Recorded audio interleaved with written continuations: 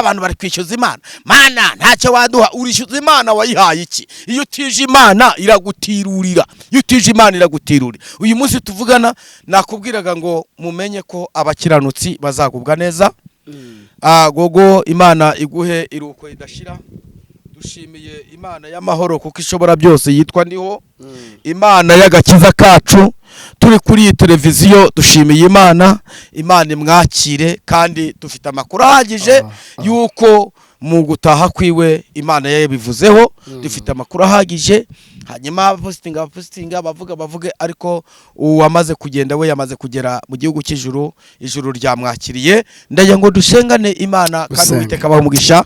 Amahoro y'Imana bene data tumusaraba nguhaye ikaze wowe uwakoze subscribe kuri channel yacu Prophet Mazimhaka, ndetse nawe utarayikora fata isegonda rimwe uyikore, ubundi tujye tubana mu biganiro byacu bya buri munsi. Hanyuma rero uyu munsi wa none twagize umugisha wo kutumira umukozi w'Imana ari nawe CEO ariwe Mazimhaka mubona agiye gutangira tumubaza cyangwa se tuganira nawe, ndetse ikaze inshuti ze kuri no channel. Turamwakiriye, karibu papa. Turabashimiye cyane kubw'ikaze muduhaye. Turanezerewe bantu mukunda Prophet Mazimhaka bakunda kwitabira Estaye. Turanezerewe cyane, turumva dufite ibyishimo, ariko kandi hagataho harimo n'ibindi twibaza muri iyi si ubuzima ukuntu bumeze. Harimo n'umubabaro yuko twabuze umuntu wacu, reka nabyo sinabura kwivugaho. Uyu muntu wese w'umusitari kuri iyi mihanda niko numva bakunda kuvuga kuri social media, yagiye abantu bibaza byinshi, abantu bagatekereza byinshi, ariko ngewe ntabwo nyabitekerezaho kuko iyo ufite igihe ugashaka igihe utigihe. Hanyuma naye mbabwiye ngo ntabwo njya mbyibazaho cyane, kuko iyo ufite igihe ugashaka igihe utigihe, isaha yawe aho waba uri hose, waba uryamye, waba ugenda, waba uri mu ndege, waba uri mu modoka, aho waba uri hose igihe cyageze uragenda nta kabuza. Niko Imana yabyesitaye, niko Imana yabigenje. Rero kenshi abantu n'ubundi bagenda tukibakunze, ariko turashimira Imana ko harimo abagenda badapfuye, ahubwo bakagenda basinziriye. Ndavuga ko ijuru riba ribakiriye. Hari ibimenyetso byinshi, ubwo nkomoje kuri uyu mustari wacu witwa Gogo. Yari amaze igihe muri Uganda, ari ku murimo w'Imana, asenga avugana n'Imana. Imana rero ibaho umugisha kandi turanezerewe cyane. Urakoze cyane, wenda turaza kugenda tubigarukaho cyane kuri uyu mukobwa cyangwa se uyu muhanzikazi Gogo wamenyekanye kuri indirimbo yiwe. Turaza kugera tumugaruka, ko mbere yaho reka ngusabe ubanze udusengere. Reka dusenge Imana. Bibiliya iravuga ngo numufasha utabura kuboneka mu yago ndetse no mu makuba. Amen. Ni Imana wambaza, utabaza, wiringira, ikagutabara, ikakugirira neza, ikaguteturura, ikagukura mu maso y'abasetsi cyangwa mu menyo yabo cyangwa mu menyo ya rubamba. Iyo tuvuze gutyo tudushatse kuvuga ko ari Imana iserukaho rukomeye. Reka dusenge Imana kandi turabashimiye kuko mufite umwete n'ishyaka ryo gukurikira ubutumwa cyangwa ijambo ry'Imana n'ibiganiro bitandukanye. Imana ibaho umugisha kandi mujye mukunda ibiganiro, ijambo ry'Imana, ubuhanuzi, kuko abahanga baravuze ngo iyo Bibiliya isobanura, abahanga baravuze ngo abubaha Uwiteka birananditse iyo bateranaga bakaganira mu ijuru ibitabo by'urwibutso byarabumburwaga. Imana rero ibaho umugisha mwebwe mukunze ijambo, ubuhanuzi n'ibindi. Imana izagera igenda itunyuzamo. Reka dusenge Imana. Uri Imana yo kwiringirwa, uri Imana y'agakiza kacu, uri ibyiringiro byacu, uri Jehova Jire, Elate Emonefo, uri Jehova Nisi, ni wowe bendera ryacu, uri El Shaddai, uri Jehova Shama, uri Jehova Shama, uri Jehova Shalom, uri Jehova Jire. Ni wewe twiringiye, ni wewe twizeye, uko Bibiliya bisobanura. Niba ari wewe twiringiye mu by'ubu bugingo, nta wundi murengezi dufite. Turagushimiye rero kuko uri Imana itabesha. Niko wabwiye Yeremiya waramubajije ngo yewe Yeremiya we uruzi iki? Arakubwira ngo ni inkoni y'umurinzi. Umusubiza ijambo ryiza n'uyu munsi tukigenderaho. Waramubwiye ngo uko niko ndindi ijambo ryanjye kugira ngo risohoze icyo naritumye. Urakoze kujya urinda ijambo ryawe. Wabwiye Kuru umuhamagaye mu izina, ari mu bami bakurwaniye ishyaka. Uramuhamagara ngo yewe Kuro we uwo mfashe ukuboko nkamuneshereza amahanga ari imbere ye. Uramubwira ngo nzakugenda imbere nimaze bone ko tarasini. Tugushimiye yuko mwami abantu batujya inyuma ariko wowe ukajya imbere yacu.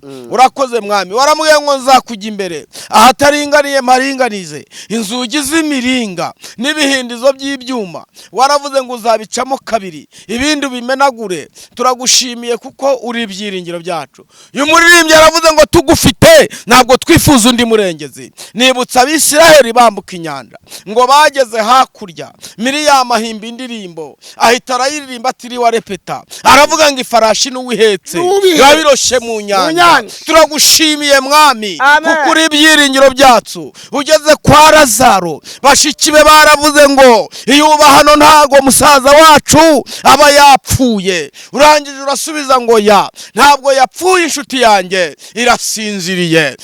Urababwira ngo nimunyereke aho mwamushize. Bamukujyana mu gikari, uvuga ijambo rikomeye, uhamagara mu izina. Urabaza ngo mbese abamuhambiriye barahari? Barikiriza ngo yego. Mu Kinyarwanda baravuga ngo nabamupfunye.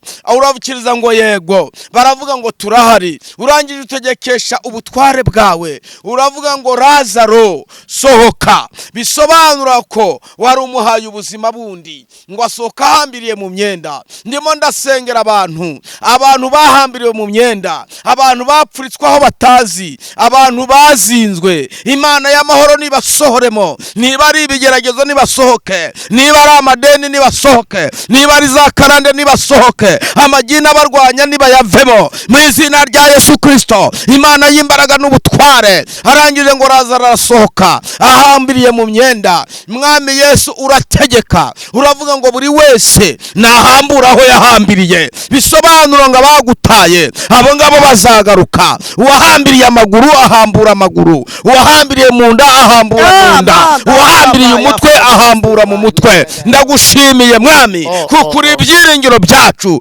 Tugufite ntitwifuza undi murengezi. Erate kotarabinifo. Ndakunezerewe cyane kubw'imbaraga zawe zikomeye. Ku irembo ryitwa ryiza abakozi bawe bahageze mu izina rya Yesu. Data wa twese ngo baramutumbiriye bitewe nuko bari bambaye. Arabatumbira aravuga ati ngewe aba bantu barampa amadolari ariko bari bafite ibirenze amadolari. Ngo bamugezeho aletaki emonefo sheya kini mangoza avuga ijambo rikomeye. Arababwira ngo nimuhume. Petero na Yohana Imana ishimwe bavuga ijambo rikomeye. Baramubwira ngo ifeza n'izahabu ntabyo dufite ariko icyo dufite turakiguha mu izina rya Yesu. Haguruka ugende. Ngo arahaguruka agenda ahimbaza Uwiteka. Turagushimiye kuko uri imbaraga zacu. Ngaho abantu bawe niwumve gusaba, niwumve gusenga. Turacyagusenga, turacyavuga ubutware bwawe. Ninaze emonefo. Urambwira ko hari abantu ugiye kugenderera, urambwira ko hari abantu ugiye gusura. Abantu bari babuza amahoro, ingo zari zisenyutse, amadeni yarabangamiye abantu, keredi zari zisha abantu. Ariko ndagushimiye ubutunzi bwo mu isi yose n'ubwawe. Ndabizi neza ujya ukoresha n'igikona cyangwa ibikona. Ubundi mu mabwiriza y'ijambo ryawe ibikona ntibyemewe n'ikizira, ariko ndagushimira yuko ujya ukoresha n'ibitakagombye gukora bikagirira umurimo wawe umumaro. Turagushimiye uyu mwanya uhumugisha umuntu wese ugiye gukurikira ijambo ndetse n'ubutumwa. Ijambo ryawe Dawidi yaravuze ngo nitabaza rimurikira ibirenge. Bibiliya iravuga ngo nimusenge kugira ngo mutagwa mu mosha. Isengesho rirarimbura, isengesho rirubaka, isengesho rirasenya, isengesho rishyiraho ibitariho bikajyaho. Niyo mpamvu tugushimiye kuko uri imbaraga zacu. Humugisha umuntu wese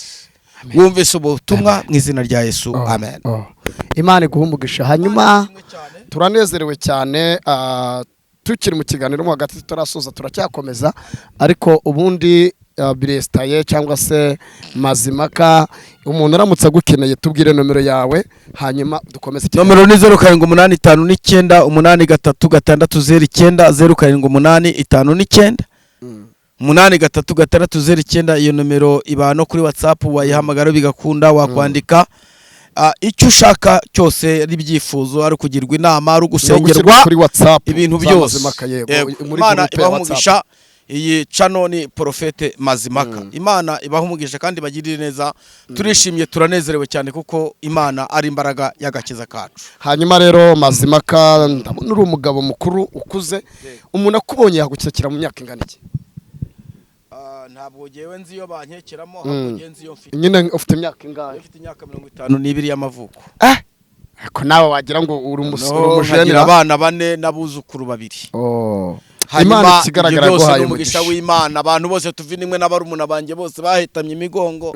Reka mbabwire ngo gukizwa ntago bitera umwaka, kereka gukizwa nabi. Ibyo bitera umwaka. Mbibutse ibi bintu abantu babibona nkaho ari ibintu bisuzuguritse, abantu babona ari ibintu bidafatika, abantu bazi ko ibintu by'abarokore bijyamo abantu binjiji batize, ariko ibintu birasobanutse. Ngewe natangiye gusenga ndi no mu kazi karemereye, nta nuwari kumenya yuko najya no muri ibi ngibi, kuko kubona umuntu umugabo yicaye hasi yarambije, arimo avuga ngo Mana yarambije, yapfukamye, yahenuye, ntago wabishanga muri logique cyangwa muri siyansi, nta namwe babibona. Ariko muri siyansi z'umwuka bibamo, muri siyansi zimeni nta bibamo. Niyo mbabwiye ngo iyo uzi icyo ushaka ntago ufata icyo ubonye. Nongere mbaganirire, mbabwire mureke ibintu byo kwishyira hejuru no kwiyemera. Bibiliya avuga ngo iyo umuntu yicishije bugufi Imana iramuzamura, hanyuma iyo wizamuye Imana irakumanura. Mwihangane mube mugumyaho muri mwe kwizamura, murindire mutegereze Imana ibazamure. Niko ijambo ryayo rivuga. Umuntu wese ukunda Imana izamugirira neza, Imana izamwubaka,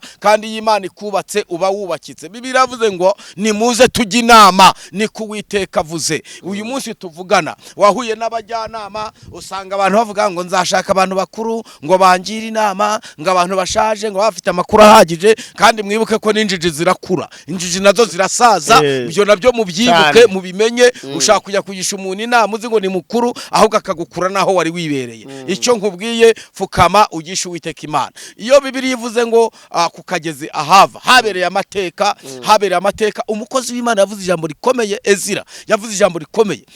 Yahageze ari kumwe, agiye kuva mu murwa, baramubwiye ngo reka tuguhe ingabo, aragira ngo nta ngabo nshaka.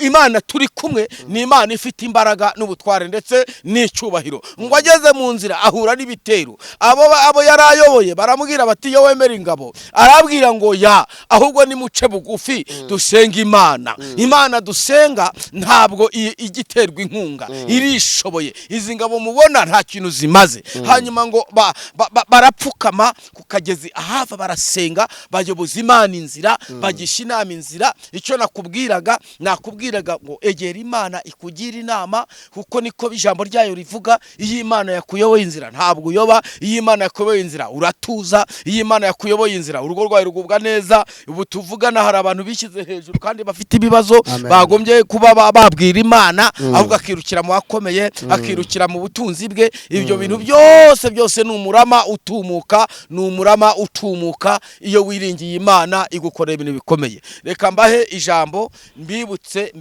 ikintu gikomeye ugomba kubanza gukora cyambere gikomeye. Hanyuma Biresta, utarakomeza ijambo ry'Imana, wavuze ati mbabajwe n'urupfu rw'umukobwa umwe witwa Gogo watashe, nuko nakwakira usenga. Ari naho uza kudukuriramo ijambo kariduhereza. Ariho twaganiriye turajya kuri kamera, ambwira ngo ni igihe kigeze cyo kugira ngo abantu babe maso. Ariko abantu benshi bari kugenda bavuga ati kuki Imana imuhaye hiti agahita ataha. Ariko ndatekereza ubundi abamenyekanye abastari bapfa n'abatari abastari barapfa, ndetse bazakomeza banapfa. Niki kintu wabwira inshuti za Gogo cyangwa se umuryango wa Gogo?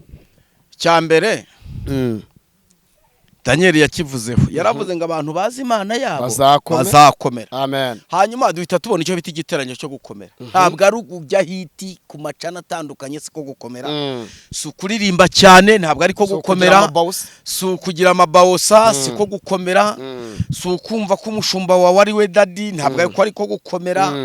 Ahubwo Daniel yaravuze ngo nukomera nawe uzakora ibyo ubutwari. Hanyuma ndagaya nkananenga abantu benshi bamwe bari gukunda ijambo ubutwari no kuvuga iki? Bo ubutwari yego, ijambo ubutwari urabona hari ukuntu umuntu agukora akantu keza. Wenda n'urugero hari abantu baba bafite nk'amadeni, nakafite keride ya miliyoni nka 20 cyangwa 10, akiruka mu bantu bose baziranye, akabura umuntu umurengera, kandi wareba ukabona abo yabwiye bafite ubushobozi bakagira gute bakamurangarana.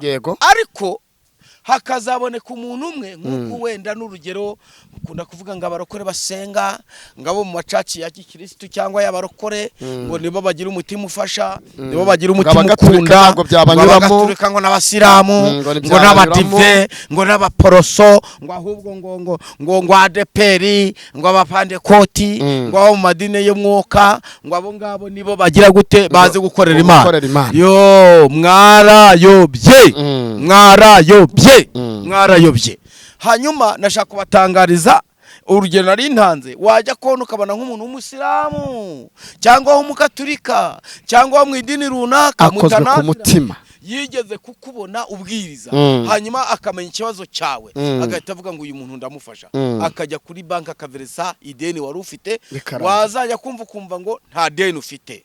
Bene nk'abakunda gukora no n'ahantu hiherereye, ntago bashaka kujya gute muri nka bya bindi byacu byo kujyana kamera, ujyana ikiro cy'isukari bakakwifotorezaho, wajyana 5,000 mvirope ya indi yakake harimo 7,000 kandi ijana ririmo, bagafotora barimo baguhereza kugira ngo menyekane ko bagize gute bagufashije. Biriya nabyo Bibiliya avuga ngo ukuboko kw'iburyo ni gukora, ukw'imoso ni kuzagire gute ni kuzabimenye. Muzi ko hari aho bigera, hari igiciro ugeramo bitewe n'ibihurimo n'ibibazo ufite, ugakora n'ikintu n'umugore wawe muhana utamubwiye, n'umugabo mubana utamubwiye, ariko ukabohoza icyo ugomba kubohoza. Nongere mbabwire, ntago mbashutse ngo mujye muhisha abagabo banyu cyangwa abagore banyu, ariko hari aho bigera. Ese niba uri kumwe n'umuntu mutumvikanye kandi Imana hari ibirimo kugutegeka, n'iki wakora? Urakoresha ubwenge, kandi Bibiliya avuga ngo hari ahakenera ubwenge, hari n'ahandi hakenera ubuhanga. Hanyuma rero ikosa si ugukosa, ikosa ni ukudakosora ikosa. Nongere mbabwire ngo mwebwe murebe icyo mukora gikenewe cyabahesha amahoro, nimuze tujye inama, ni kuwiteka avuze. Nongere mbasubiriremo, nayindi kuri uyu muvandimwe witwa Gogo, abantu benshi batangiye gupostinga, batangiye kurya hiti, bamwe bari gukenyera ibitenge bakiriza, ariko uzasome Bibiliya komantere bibilike, abagiye kwa Lazaro ngo baramubwiye ngo ngwizo tukwereke abamushyize ko yagezeyo ku munsi wa 3, yaranutse n'amagufa n'ibiki byose n'umubiri waratengutse, arangije ngo abamujyana mu gikari. Niko komantere bibilike ivuga, ntago byanditse ibye muri Bibiliya, ngo bahageze ngo ababwiye ngo nimukureho igitare. Bibiliya avuga ngo bamwe komantere bibilike bavuga ngo bamwe batangira kugenza umugongo, bavuga atatunukira. Hari abantu badashaka ko ibyawe bibanukira, hari abantu badashaka kubabwira ibibazo. Ariyo mpamvu uzahamagara umuntu waguze miti y'ijana akajya yitaba 7 ngwaro kugira ngo amayinite yashire mutamubwiye ibibazo ufite. Rero icyo nakubwiraga, icyo nagutangarizaga, uyu munsi tuvugana dufite abantu bafite ibikorwa by'amagambo, ariko mbatangariza ntabwo twe dukeneye amagambo, dukeneye ibikorwa. Urankunda uti ko waresha mega nde kuri biganiro, wabona abantu bazakwipostingishwa watashye igihe cya kigeze cyane, bazareba ibiganiro nakoze kuri YouTube bitwika, bakureho udufoto turirimba. Reka sinakubwira haratashye inshuti yabera, urumva biririmbisha utuntu turaho, kandi nkiri muzima nta n'uwanzaniye ikiro cy'isuka. Reka ngurugere, ubu tuvugana umuntu ahura n'ikibazo cy'uburwayi bakamujyana CHK gikomeye, bakamukubita kuri oxygen cyangwa bombone kugira ngo mubyumve neza mwese. Amen. Noneho bamugezayo bagahita bahamagara inshuti zawe, runaka yararwaye ntazi, bamubwiye ko urwaye ukiri mu rugo, ntiyigeze aza, bamubwira ko ugeze mu bitaro, ntiyigeze aza, bamubwiye ko ugeze kuri oxygen bagushyizeho bomboni ku munwa, ntago kibasha kunywa akacyayi, nta mata wanywa, nta kanyama warya, bahindanye inyama n'amafiriti, bagushyizeho bomboni. Ubundi murabijyana biraribwa nani? Abarwaza se kuki murwayi we batabimushyira kibishoboye ngo abirye? Ibyo rero ni zeru.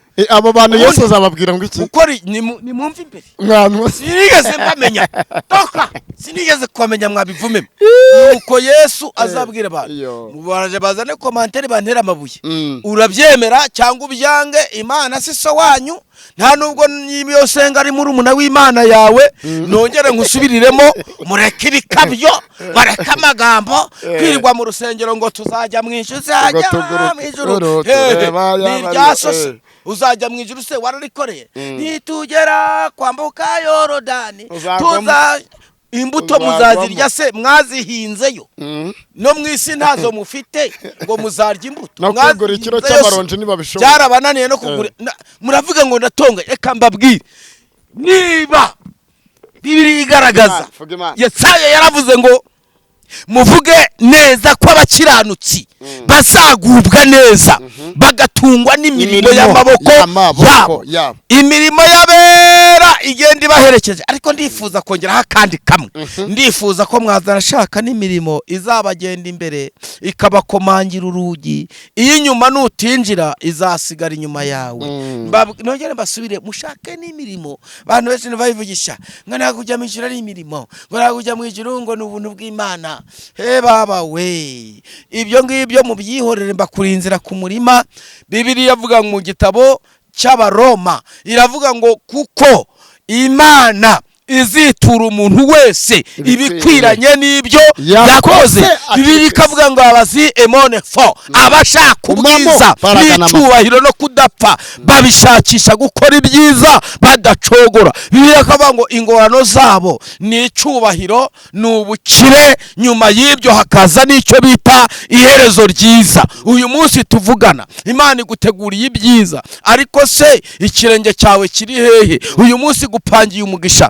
ndimo ndavuga abantu bavuga Imana mu magambo gusa ubu ntabwo dukeneye amagambo dukeneye ibikorwa reka mbabwire ntabwo uzi kubwiriza ariko Imana yaguhaye ubutunzi ntabwo uzi gusenga wicara mu rusengero ugataha utanavuze wumva ibyo abandi bavuga bakubaza ngo niki cyagufashije ukavuga ngo nanezerewe gusa nibyo ko kuba wanezerewe ariko koresha impano yawe ko mu rusengero nta muntu utagira impano Imana yaguha umugisha twagiraga umuntu ku rusengero rumwe ntiriwe mvuga izina Imana ishimwe yari afite impano yo gukoma mu mashyi byonyine yakomaga mu mashyi atarakizwa yanywaga inusu y'urumogi yaduhaye ubuhamya amaze gukizwa yicaraga inyuma mu rusengero akajya akoma mu mashyi barimo baririmba ayo mashyi yahagurutsaga Imana agiye gukora ubukwe habaye ikintu gikomeye cyane Imana yaremye amateka mashya kubera amashyi yonyine yakomaga abantu bose barahindukiraga bakareba hehe bakareba inyuma Imana ishimwe kuko ari Imana ishobora ibintu byose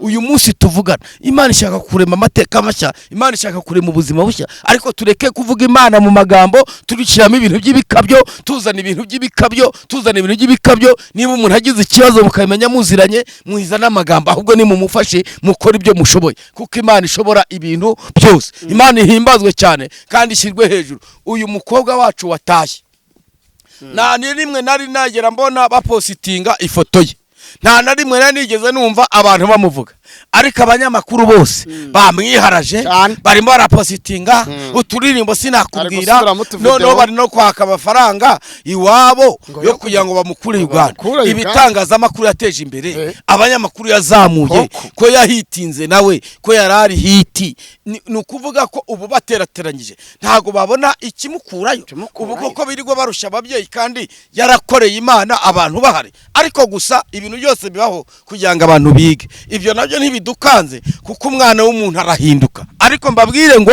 ikinyoma kiriruka ariko ntabwo gisiga ukuri mbibutse uyu munsi tuvugana Imana nuyikorera neza izaguha umugisha Imana nuyisenga izakugirira neza ndakubwiye ngo reka amagambo shira mu bikorwa soreze kuri aka ngaka umugabo umwe witwa Yosefu w'umunyarimataya hari ikintu kimwe yakoze kuko ngo yajyaga yumva amakuru ya Yesu akumva inkuru ziwe yuko napfa azamara iminsi 3 hanyuma akazuka hanyuma ngo uyu mugabo aza kumva ko Yesu yapfuye ngo ahagurukana n'abadiyakoni babiri bajya kureba imva ya Yesu Bibiri avuga ngo bamwambika umwambaro wera baramuzana uyu mugabo yari yarateguye imva azashingurwamo atarapfa hariya abakire bazitegura mbere kugira ngo batarushya bimwe bya njyambona yo guterateranya inaha kugira ngo abantu bagura isanduku, yari yarateguye imva.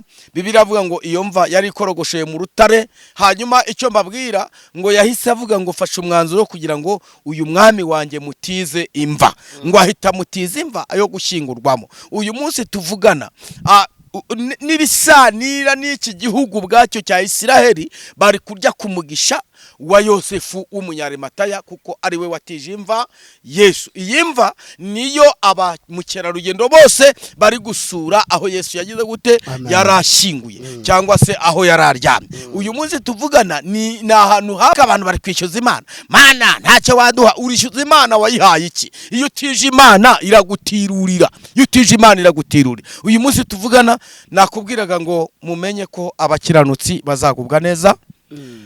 Gogo Imana iguhe iruko idashira. Dushimiye Imana y'amahoro kuko ishobora byose, yitwa ndiho, Imana y'agakiza kacu. Turi kuri iyi televiziyo dushimiye Imana imwakire, kandi dufite amakuru ahagije yuko mu gutaha kwiwe Imana yabivuzeho. Dufite amakuru ahagije.